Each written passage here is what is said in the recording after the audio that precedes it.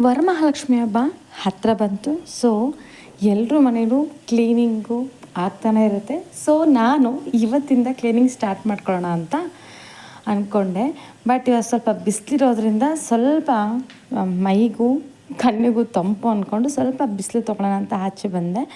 ನಾನಿನ್ನು monthly problem ಇರೋದ್ರಿಂದ ನಾನು ಇಷ್ಟು ದಿನ ತನಕ ಕ್ಲೀನಿಂಗ್ ಮಾಡಿರಲಿಲ್ಲ. ಬಟ್ ಇವತ್ತಿಂದ ಕ್ಲೀನಿಂಗ್ ಸೆಷನ್ ಸ್ಟಾರ್ಟ್ ಅನ್ಕೋತಾ ಇದ್ದೀನಿ. ಸೊ ಹಾಯ್ ಎಲ್ರಿಗೂ, welcome back to my channel. ನಾನು ಜ್ಯೋತಿ. ಇನ್ನೂ ಯಾರು ನನ್ನ ಚಾನಲ್ನ ಸಬ್ಸ್ಕ್ರೈಬ್ ಮಾಡಿಲ್ಲ, ಪ್ಲೀಸ್ ಸಬ್ಸ್ಕ್ರೈಬ್ ಮಾಡಿ, ಹೀಗೆ ಸಪೋರ್ಟ್ ಮಾಡ್ತಾಯಿರಿ. ಸಿಂಕಲ್ಲಿ ಪಾತ್ರೆ ನೋಡಿದ ತಕ್ಷಣ ಅನಿಸೋದು ಯಪ್ಪ ಯಾವಾಗ ಖಾಲಿ ಆಗುತ್ತೆ ಅಂತ, ಹೌದಲ್ವಾ? ಸೊ ಹಾಗೆ ನಾನು ಇವತ್ತಿಂದ ಕ್ಲೀನಿಂಗ್ ಸ್ಟಾರ್ಟ್ ಮಾಡ್ಕೊಂಡು ಎಲ್ಲ ಆ ಕಡೆ ಈ ಕಡೆ ಚಲ್ಲಾಪಿಲ್ಲಿ ಆಗಿದೆ. ಸೊ ಒಂದೊಂದಾಗಿ ಮಾಡ್ಕೊಳ್ಳೋಣ ಅಂತ ತೆಗೆದೆ. ಹಾಗೆಯೇ ಬಂದು ಬೆಳಗ್ಗೆದು ಬೇಗ ಟಿಫನ್ ಮಾಡಿಕೊಂಡು ಮಕ್ಕಳು ಕ್ಲಾಸ್ಗೆ ಹೋಗಬೇಕಿತ್ತು. ಸೊ ಅವ್ರಿಗೂ ಎಲ್ಲ ಪ್ರಿಪೇರ್ ಮಾಡಿಕೊಂಡು ಇವತ್ತು ಉಪ್ಪಿಟ್ಟು ಮಾಡೋಣ ಅಂತ ಅಂದ್ಕೊಂಡೆ. ಸೊ ಉಪ್ಪಿಟ್ಟಿಗೆ ಅಂತ ಇಟ್ಬಿಟ್ಟು ಹಾಗೆ ಎಲ್ಲ ವಸ್ತುಗಳನ್ನ ತೆಗೆದಿರ್ತಿದ್ದೆ.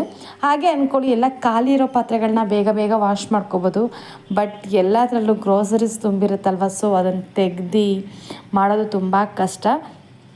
ಬಟ್ ನಮ್ಮದು ಅಡುಗೆ ಮನೇಲಿ ಏನಾಗಿದೆ ಅಂದರೆ, ಲಾಸ್ಟ್ ಟೈಮಲ್ಲಿ ಸ್ವಲ್ಪ ಮನೇಲಿ ಒಂದ್ಸಲ ಹೇಳಿದೆ ಅನಿಸುತ್ತೆ. ಲಾಸ್ಟ್ ಟೈಮಲ್ಲಿ ಹಪ್ಳ ಮಾಡಬೇಕಾದ್ರೆ ಸ್ವಲ್ಪ ಆಯಿಲ್ನ ಜಾಸ್ತಿ ಹಾಕಿ ಮರ್ತೋಗಿ ಪಕ್ಕದಲ್ಲಿ ಕೂತಿದ್ರಿಂದ ಈ ಕಡೆ ಬಂದಿದ್ದರಿಂದ ನಮ್ಮನೆ ಎಲ್ಲ ಹೊಗೆ ತುಂಬ್ಕೊಂಡು ಫುಲ್ ಗೋಡೆ ಎಲ್ಲ ಬ್ಲ್ಯಾಕ್ ಆಗಿತ್ತು. ಸೊ ಅದು ಪೇಂಟ್ ಮಾಡಿಸ್ಬೇಕು. ಬಟ್ ನಾವಿನ್ನು ಈ ಮನೇಲಿರೋದು ಇನ್ನೊಂದು 4-5 ಮಂತ್ಸ್ ಆಗುತ್ತೆ. ಸೊ ಅಷ್ಟಕ್ಕೋಸ್ಕರ ಮತ್ತೆ ಪೇಂಟ್ ಎಲ್ಲ ಮಾಡೋಕ್ಕಾಗಲ್ಲ. ಸೊ ಹಂಗೆ ನೀರಲ್ಲಿ ವಾಶ್ ಮಾಡ್ಕೊಳ್ಳೋಣ ಅಂತ ಅಂದ್ಕೊಂಡೆ. ಸೊ ಈ ಕಡೆ ಉಪ್ಪಿಟ್ಟು ರೆಡಿಯಾಗಿದೆ. ಸೊ ಮಕ್ಕಳಿಗೆ ಮನೆಯವ್ರಿಗೆ ಎಲ್ಲ ಕೊಟ್ಟು ಕಳಿಸಿ ನೆಕ್ಸ್ಟ್ ಎಲ್ಲ ಕ್ಲೀನಿಂಗ್ ಸೆಷನ್ ಸ್ಟಾರ್ಟ್ ಮಾಡ್ಕೊಳ್ಳೋಣ ಅಂದ್ಕೊಂಡೆ. ಸ್ವಲ್ಪ ಇರೋದನ್ನು ಸ್ವಲ್ಪ ಹಾಗಾಗಿ ವಾಶ್ ಮಾಡ್ಕೊತಾ ಇದ್ದೆ. ಸೊ ಈಗ ಮಕ್ಕಳಿಗೆ ಮೊದಲು ಉಪ್ಪಿಟ್ಟು, ಹಾಗೆ ಉಪ್ಪಿಟ್ಟು ಅಷ್ಟೇ ತುಂಬ ರುಚಿಯಾಗಿ ಬಂದಿತ್ತು, ಹಾಗೆ ಹುಡಿಯಾಗಿ ಬಂದಿತ್ತು. ಸೊ ಉಪ್ಪಿಟ್ಟು ರೆಸಿಪಿ ಮಾಡೋದು ನಾನು ಆವಾಗ ಆಲ್ರೆಡಿ ನನ್ನ ಚಾನಲಲ್ಲಿ ಅಪ್ಲೋಡ್ ಮಾಡಿದ್ದೀನಿ. ತುಂಬ ಚೆನ್ನಾಗಿರುತ್ತೆ, ಒಂದ್ಸರಿ ಟ್ರೈ ಮಾಡಿ, ಟ್ರಿಕ್ಸಲ್ಲಿ ಹೇಳಿದ್ದೀನಿ. ಸೊ ಹಾಗೆ ಇಷ್ಟು ಸ್ವಲ್ಪ ಪಾತ್ರೆನೇ ಕೆಲಸ ಮಾಡ್ತಾನೆ ಮಾಡಿಕೊಂಡೆ. ಬಟ್ ಮೇಲ್ಗಡೆ ಪಾತ್ರೆಗಳು ಸ್ಟ್ಯಾಂಡಲ್ಲಿ ಇದ್ದಿದ್ದನ್ನೆಲ್ಲ ಇವಾಗ ತಕ್ಕೊಂಡಿದ್ದೀನಿ. ನನ್ನ ಪ್ಲೇಸು ಸ್ವಲ್ಪ ಕಡಿಮೆ ಇರೋದ್ರಿಂದ, ಬಟ್ ಹೊರಗಡೆ ಸ್ವಲ್ಪ ಜಾಗ ಇದ್ದರೆ ಹೊರಗಡೆ ವಾಶ್ ಮಾಡ್ಕೋಬೋದು. ಬಟ್ ನಮ್ಮದ್ರಲ್ಲಿ ಹೊರಗಡೆ ಯಾವುದು ಪ್ಲೇಸ್ ಇಲ್ಲ, ಎಲ್ಲ ಟೆರೆಸ್ ಮೇಲೆ ಹೋಗಬೇಕು. ಎಲ್ಲನೂ ಟೆರೆಸ್ ಮೇಲೆ ತೊಗೊಂಡು ಹೋಗೋದಕ್ಕೆ ಕಷ್ಟ. ಸೊ ಹಾಗಾಗಿ ಒಂದೊಂದನ್ನು ತೊಗೊಂಡು ಒಂದೊಂದು ಫಸ್ಟು ವಾಷಬಲ್ ಆಗಿರೋದನ್ನೆಲ್ಲ ಒಂದು ಕಡೆ ಇಟ್ಕೋತಾ ಇದ್ದೆ. ವಾಶ್ ಆಗಿಲ್ದಿರೋದೆಲ್ಲ ಒಂಥರ ಆ ಥರ ಮಾಡ್ಕೊಂಡು ನಾನು ಅದನ್ನು ಕ್ಲೀನ್ ಮಾಡ್ಕೋತಾ ಇದ್ದೆ. ಫಸ್ಟು ವಾಶ್ ಮಾಡ್ಕೊಂಡು ಫಸ್ಟ್ ಪಾತ್ರೆಗಳನ್ನೆಲ್ಲ ಬಾಕ್ಸಲ್ಲಿ ತೆಗೆದಿಟ್ಕೊಂಡು ನೀಟಾಗಿ ಅದು ನೀರನ್ನೆಲ್ಲ ತೆಗಿಯೋ ಥರ ಕಾಟನ್ ಕ್ಲಾತಲ್ಲಿ ಏನಿದೆ ಅದರಲ್ಲಿ ನೀಟಾಗಿ ಅದನ್ನು ರಬ್ ಮಾಡ್ತಾಯಿದ್ದೆ. ನಾನು ಯಾವಾಗಲೂ ಅಷ್ಟೇ ಆ ಪಾತ್ರೆಗಳ ವಿಷಯಕ್ಕೆ ಬಂದರೆ ತೊಳೆದಾದ್ಮೇಲೆ ನಾವು ಯಾವ್ದು ಯೂಸ್ ಮಾಡಲ್ಲ ಆ ವಸ್ತುಗಳನ್ನೆಲ್ಲ ನಾನು ಒರೆಸಿ ಮೇಲಿಟ್ಬಿಡ್ತೀನಿ. ಹಾಗೆ ಇದು ಪಾತ್ರೆ ಸ್ಟ್ಯಾಂಡು ಮೇಯ್ನ್ ನಮಗೆ ಬೇಕಾಗಿರೋದು. ತಕ್ಷಣ ಕೈಗೆ ಏನೋ ಸಿಗುತ್ತೆ ಅಂದರೆ ಪಾತ್ರೆ ಸ್ಟ್ಯಾಂಡಲ್ಲಿರೋ ಪ್ಲೇಟ್ಸು, ತಟ್ಟೆಗಳು ಮತ್ತು ಗ್ಲಾಸ್ಗಳು. ಸೊ ಅದಕ್ಕೋಸ್ಕರ ಈ ಸ್ಟ್ಯಾಂಡ್ ತೊಗೊಂಡಿದ್ದು. ಇದು ನಮ್ಮ ಅತ್ತೆ ನನಗೆ ಕೊಟ್ಟಿರೋದು. ಸೊ ಅದನ್ನು ಇಟ್ಕೊಂಡಿದ್ದೀನಿ. ಅದು ಸ್ವಲ್ಪ ದೊಡ್ಡದಿರೋದ್ರಿಂದ ತೆಗಿಯೋಕ್ಕೂ ತುಂಬ ಕಷ್ಟ. ಅದನ್ನೇನಿದ್ರು ವಾಲಲ್ಲೇ ಅಟ್ಯಾಚ್ ಮಾಡಬೇಕು. ನೋಡಿ, ವಾಲಲ್ಲೇ ತೆಗ್ದಿರಲಿಲ್ಲ, ನಾನು ಬಂದಾಗ ತೆಗ್ದಿದ್ದದು. ಗೋಡೆ ಹೇಳಿದ್ನಲ್ಲ, ಹಾಗಾಗಿ ಅದು ಆ ಥರ ಆಗಿದೆ. ಸೊ ಹಾಗಾಗಿ ನಂತರ ಸ್ಟ್ಯಾಂಡೆಲ್ಲ ನೀಟಾಗಿ ವಾಶ್ ಮಾಡ್ಕೊಬಂದು, ಅದು ಸ್ವಲ್ಪ ಬಿಸಿಲಿರೋದ್ರಿಂದ ನೀಟಾಗಿ ಒಣಗಿಸ್ಕೊಂಡೆ. ಹೊರಗಡೆ ನೀಟಾಗಿ ಬಂದು ವೆಟ್ ಕ್ಲಾತ್ ಮಾಡ್ಕೊಂಡು ಸ್ವಲ್ಪ ಡ್ರೈ ಮಾಡಿದೆ. ನಂತರ ಇದಕ್ಕೆ ಮೇಲ್ಗಡೆ ಇಡಬೇಕು ನನಗೆ ಅಂದ್ಕೊಂಡಿದ್ದು, ಸ್ವಲ್ಪ ನ್ಯೂಸ್ ಪೇಪರ್ಸ್ ಹಾಕಿಟ್ರೆ ಸ್ವಲ್ಪ ನೀಟಾಗಿರುತ್ತೆ ಅಂತ. ಬಟ್ ಯಾವುದೇ ರೀತಿ ಕೊಳೆ ಕೂರಲ್ಲ ಅಂತ. ಬಟ್ ಇನ್ನೊಂದು ಇದರಲ್ಲಿ ಪ್ರಾಬ್ಲಮ್ ಅಂದರೆ, ನೀವೇನಾದರೂ ನ್ಯೂಸ್ ಪೇಪರ್ನ ಹಾಕಿಟ್ರೆ ಅದರಲ್ಲಿ ಜಾಸ್ತಿ ಈಗೇನಾದರೂ ಅಕಸ್ಮಾತ್ ತುಂಬ ದಿವಸ ನಾವು ತೆಗಿಲಿಲ್ಲ ಅಂತ ಹೇಳಿದ್ರೆ ಅದರಲ್ಲಿ ಜಿರಳೆಗಳೆಲ್ಲ ಸೇರ್ಕೊಳ್ಳೋದು ಜಾಸ್ತಿ ಆಗುತ್ತೆ. ಸೊ ಹಾಗಾಗಿ ಅವಾಗ ತೆಗೆದು ಕ್ಲೀನ್ ಮಾಡೋದ್ರಿಂದ ಎಲ್ಲ ರೀತಿ ಬೆನಿಫಿಟ್ ಇರುತ್ತೆ. ಸೊ ಇಷ್ಟೆಲ್ಲ ಮಾಡಿ ಬರೋಷ್ಟಿಗೆ ಒಂದೆರಡು ಸ್ವಲ್ಪ ಪಾತ್ರೆ ತೊಳೆಸೋ ಸುಸ್ತಾಗಿತ್ತು. ಸೊ ಹಾಗಾಗಿ ಫಸ್ಟು ಟಿಫನ್ ಮಾಡ್ಕೊಬಿಡೋಣ ಅಂದ್ಕೊಂಡು ಸ್ವಲ್ಪ ಮಟ್ಟಿಗೆ ಉಪ್ಪಿಟ್ಟು ತಿಂದ್ಕೊಂಡೆ. ಸೊ ತಿನ್ಕೊಂಡು ನೆಕ್ಸ್ಟ್ ಎಲ್ಲ ಸ್ಟಾರ್ಟ್ ಮಾಡಿಕೊಂಡೆ. ತುಂಬ ಜನ ಈಗ ಆಲ್ರೆಡಿ ಕ್ಲೀನಿಂಗ್ ಸೆಷನ್ ಎಲ್ಲ ಸ್ಟಾರ್ಟ್ ಮಾಡ್ಕೊಂಡಿರ್ತೀರಾ. ಇಷ್ಟೊತ್ತಿಗೆ ಎಲ್ಲರದು ಅರ್ಧ ಶಾಪಿಂಗ್ ಆಗಿರುತ್ತೆ. ಬಟ್ ನಂದಿದ್ದು ತುಂಬ ಲೇಟು, ಯಾಕಂದರೆ ನನಗೆ ಮಂತ್ಲಿ ಪೀರಿಯಡ್ ಇದ್ದಿರೋದ್ರಿಂದ ನಾನು ಅದೆಲ್ಲ ಮುಗಿಸ್ಕೊಂಡೆ ಕೆಲಸ ಮಾಡ್ಕೊಳ್ಳೋಣ ಅಂತ ಸ್ಟಾರ್ಟ್ ಮಾಡಿಕೊಂಡೆ. ಹಾಗೆ ಟೈಲ್ಸ್ ಎಲ್ಲ ವಾಶ್ ಮಾಡಬೇಕಿತ್ತು ಅಡುಗೆ ಮನೆದು ಅಂತ ಬಂದಾಗ.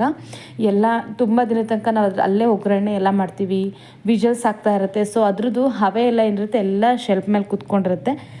ಒಂದು ನನಗೆ ಟಿಪ್ಸ್ ಅಂತ ಸಿಕ್ಕಿದ್ದು ಈ ಥರ ಒಂದು ಸ್ಪಾಂಜ್.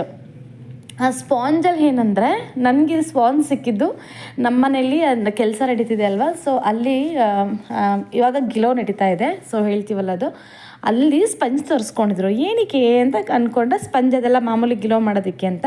ಬಟ್ ನನ್ನ ಮಗ ಇದು ನನಗೆ ಬೇಕು ಅಂತ ಒಂದು ತೊಗೊಬಂದಿದ್ದ ಮನೆಗೆ, ಅವ್ನಿಗೆ ಆಟೋಡೋದಕ್ಕೆ ಅಂತ. ಬಟ್ ನಾನು ಒಂದು ಟ್ರೈ ಮಾಡಿದೆ, ನೋಡೋಣ ಇದರಲ್ಲಿ ತುಂಬ ಕೈಯಲ್ಲಿ ಎಷ್ಟು ಹೊತ್ತು ಅಂತ ವಾಶ್ ಮಾಡೋಕ್ಕಾಗುತ್ತೆ, ಇದೊಂದ್ಸರಿ ಟ್ರೈ ಮಾಡೋಣ ಅಂತ ಮಾಡ್ತಾಯಿದ್ದೀನಿ. ನಿಜ ಫ್ರೆಂಡ್ಸ್, ಎಷ್ಟು ಚೆನ್ನಾಗಿ ನೀಟ್ ಆಗುತ್ತೆ ಅಂತ ಹೇಳಿದ್ರೆ, ಅಷ್ಟು ಒಂದ್ಸಲಿ ನೀವು ಸೋಪಿನ ವಾಟರಲ್ಲಿ ನೀಟಾಗಿ ಸೋಪೆಲ್ಲ ಹಾಕ್ಕೊಂಡು ರಬ್ ಮಾಡ್ಕೋಬೋದು. ಮತ್ತು ಅದನ್ನು ವಾಶ್ ಮಾಡಿ ಹಿಂಡ್ಕೊಂಡು ಮತ್ತೆ ಅದರಲ್ಲೇ ಒರೆಸ್ಕೋಬೋದು. ನಿಜ ನನಗನ್ಸಿದ್ದು ತುಂಬ ಚೆನ್ನಾಗಿ ವಾಶ್ ಆಗ್ತಾಯಿತ್ತು. ನಾನು ತೋರಿಸ್ತಾ ಇದ್ದೆ ನಿಮಗೆ ಎಷ್ಟು ನೀಟಾಗಿ ವಾಶ್ ಆಗ್ತಿತ್ತು ಅಂದರೆ, ನೀಟಾಗಿ ಒಂದ್ಸಲ ರಬ್ ಮಾಡ್ಕೋತಾ ಇದ್ದೆ, ರಬ್ ಮಾಡ್ಕೊಂಡು ಮತ್ತೆ ವಾಶ್ ಮಾಡ್ಕೋತಾ ಇದ್ದೆ. ಮತ್ತು ಲಾಸ್ಟಿಗೆ ನೀವೊಂದು ಕಾಟನ್ ಕ್ಲಾತ್ ತೊಗೊಂಡು ನೀವು ಮಾಮೂಲಿ ಟೈಲ್ಸ್ಗಳನ್ನೆಲ್ಲ ನೀಟಾಗಿ ಒರೆಸಿದ್ರೆ ಸಖತ್ತಾಗಿ ಇರೋ ಜಿಡ್ಡಿಂದ ಹಿಡ್ದು ಎಲ್ಲ ರೀತಿ ನಿಮ್ಗೆ ಏನೀಗ ಅಡುಗೆ ಮಾಡ್ಬೇಕಾದ್ರೆ ಆಲ್ರೆಡಿ ಆಗ್ತಾನೆ ಇರುತ್ತೆ ಗೋಡೆ ಮೇಲೆಲ್ಲ. ಸೊ ಅದೆಲ್ಲ ನೀಟಾಗಿ ವಾಶ್ ಆಗಿತ್ತು. ನಾನು ಆಲ್ಮೋಸ್ಟ್ ಯಾವಾಗಲೂ ಫ್ರೈಡೇ ಇಲ್ಲಾಂದರೆ ಥರ್ಸ್ಡೇ ಬಂದಾಗ, ನನಗೆ ಫ್ರೈಡೇ ವಾರ ಇರೋದ್ರಿಂದ ನಾನು ಫ್ರೈಡೇ ಥರ್ಸ್ಡೇ ಹೊತ್ತು ನಾನು ಕ್ಲೀನ್ ಮಾಡ್ಕೊಂಡಿರ್ತೀನಿ. ಬಟ್ ಡೀಪಾಗಿ ಕ್ಲೀನ್ ಮಾಡ್ಕೋಬೇಕು ಅಂತ ಆಗಿರಲ್ಲ. ಸೊ ಈ ಥರ ಒಂದು 3-4 ಸರಿ ಸೋಪ್ ವಾಟರಲ್ಲಿ ಆ ಸ್ಪಾಂಜಲ್ಲಿ ಹಾಕ್ಕೊತಾ ಇದ್ದರೆ ತುಂಬ ನೀಟಾಗಿ ವಾಶ್ ಆಯಿತು. ಸ್ಪಾಂಜಿಂದ ಇಷ್ಟೊಂದೆಲ್ಲ ಕೆಲಸ ಆಗುತ್ತೆ ಅಂದಿದ್ರೆ ಮೊದಲೇ ಇದನ್ನು ಫಸ್ಟೇ ತೊಗೊಂಡು ಬರ್ತಾಯಿದ್ದು ಲಾಸ್ಟ್ ಟೈಮೆಲ್ಲ. ಸೊ ನಂಗೆ ಗೊತ್ತಿಲ್ಲ. ಬಟ್ ಇದನ್ನೇ ವಾಷಬಲ್ ಇರೋದ್ರಿಂದ ನಾವು ಎಷ್ಟು ಸಲ ಬೇಕಾದ್ರೆ ಆ ಸ್ಪಾಂಜನ್ನ ಯೂಸ್ ಮಾಡ್ಬೋದು. ನೀವು ಒಂದ್ಸಲ ಟ್ರಿಕ್ನ ಯೂಸ್ ಮಾಡಿ, ಬೇಗ ಕ್ಲೀನ್ ಆಗುತ್ತೆ. ಬಟ್ ಕೈಗೂ ಅಷ್ಟೇ ನೋವು ಬರಲ್ಲ ಜಾಸ್ತಿ. ನಾವು ತುಂಬ ತಿಕ್ಕಿ ಇದು ಮಾಡೋದ್ರಿಂದ ಆ ಥರ ನೋವು ಬರುತ್ತಲ್ಲ, ಸೊ ಅದು ಯಾವ ಥರ ನೋವು ಯಾವುದೂ ಬರಲ್ಲ. ನಾನು ಮೇಲ್ಗಡೆ ಶೆಲ್ಫ್ನು ಕ್ಲೀನ್ ಮಾಡ್ಕೊಂಡು ಅದಕ್ಕೂ ಪೇಪರೆಲ್ಲ ನೀಟಾಗಿ ಹಾಸ್ಕೊಂಡಿದ್ದೆ. ಏನೇ ಆದರೂ ಅಷ್ಟೇ ಕೆಳಗಡೆ ನಾವು ಎಷ್ಟೇ ಇದು ಮಾಡಿದ್ರು, ನನಗೆ ಗ್ಯಾಸ್ ಇರೋದ್ರಿಂದ ಮೇಲ್ಗಡೆ ಏನೇ ಮಾಡಿದ್ರು ಮೇಲ್ಗಡೆಗೆ ಅದು ಹೋಗೇ ಹೋಗುತ್ತೆ. ಸೊ ಅದರಿಂದ ಹಾಗೆ ನಂತರ ಎಲ್ಲ ಕ್ಲೀನ್ ಮಾಡ್ಕೊಂಡ್ರೆ ಗ್ಯಾಸ್ ಸ್ಟವ್ ಇಲ್ಲಿ ಬಿಡೋಕ್ಕಾಗುತ್ತೆ. ಸೊ ಗ್ಯಾಸ್ ಸ್ಟವ್ನು ಕ್ಲೀನ್ ಮಾಡ್ಕೊಳ್ಳೋಣ ಅಂತ ಬಂದೆ. ಸೊ ಗ್ಯಾಸ್ ಸ್ಟವಿಗೆ ನಂದು ಒಂದು ಹೇಳಿದ್ರೆ ತಂತಿನಾರು ಅಂತ ಸ್ವಲ್ಪ ಇದು ಸಿಗುತ್ತೆ. ಸೊ ಅದರಲ್ಲಿ ನಿಮಗೆ ರಫ್ ಆಗಿರೋಂತಹ ಏನು ಕಲೆಗಳಿರುತ್ತೆ, ಸೊ ಬ್ಲ್ಯಾಕ್ ಆಗಿರುತ್ತೆ.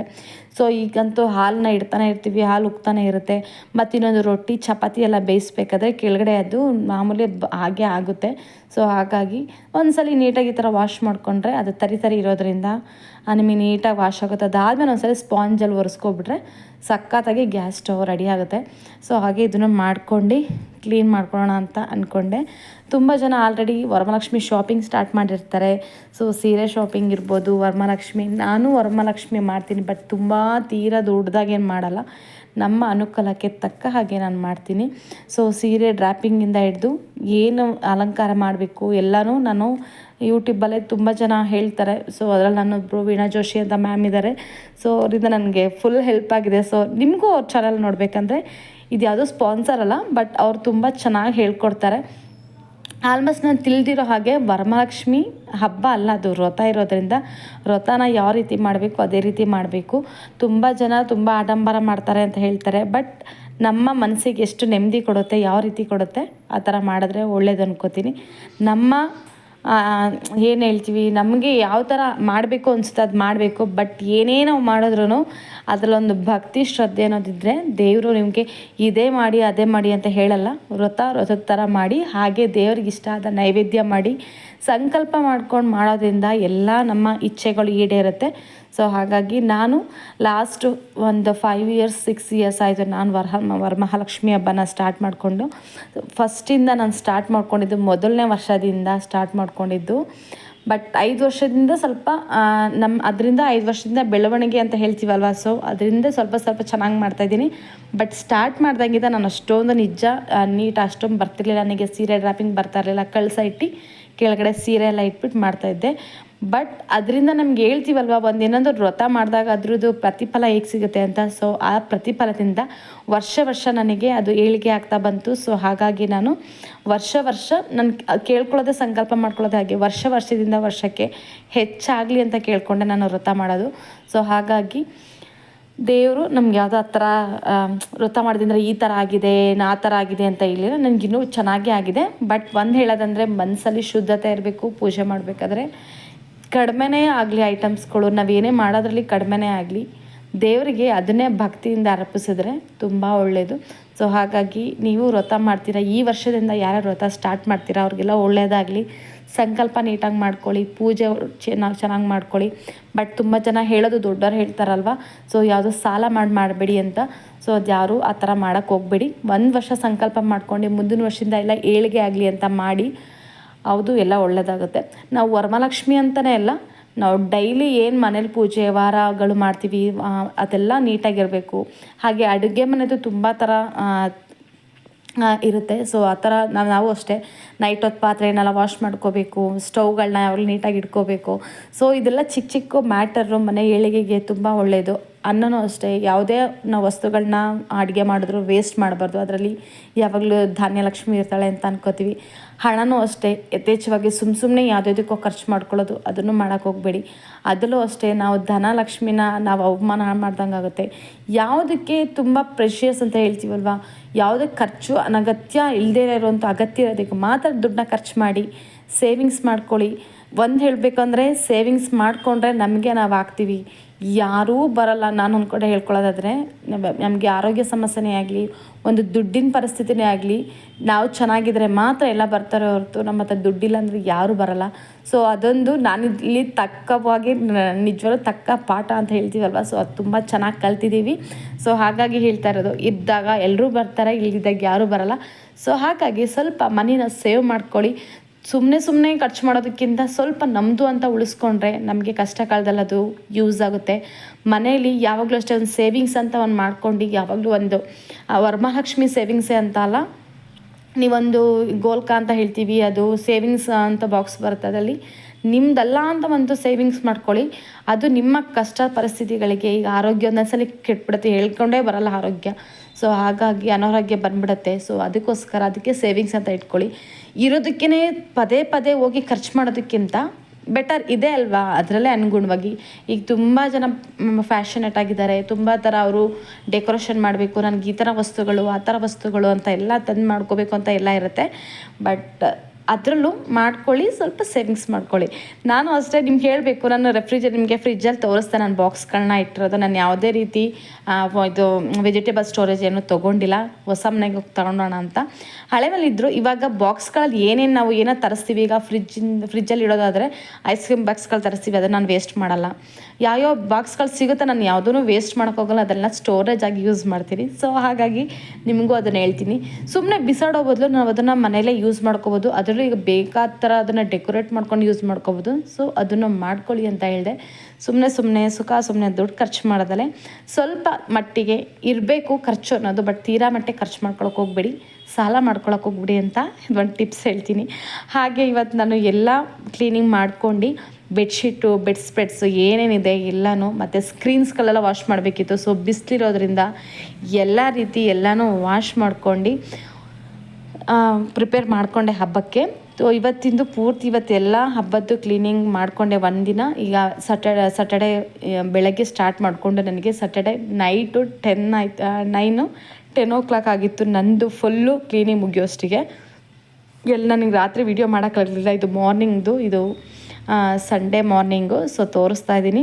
ಇಷ್ಟು ನೀಟಾಗಿ ನನ್ನ ಅಡುಗೆ ಮನೆ ಕ್ಲೀನಾಗಿತ್ತು. ನನಗೆ ತುಂಬ ಖುಷಿಯಾಯಿತು ಎಲ್ಲ ಜೋಡಿಸ್ಕೊಂಡಿರೋದಕ್ಕೆ.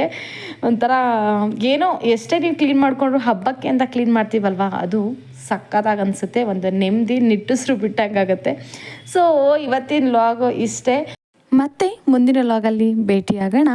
Until then, thank for the watching. Don't forget to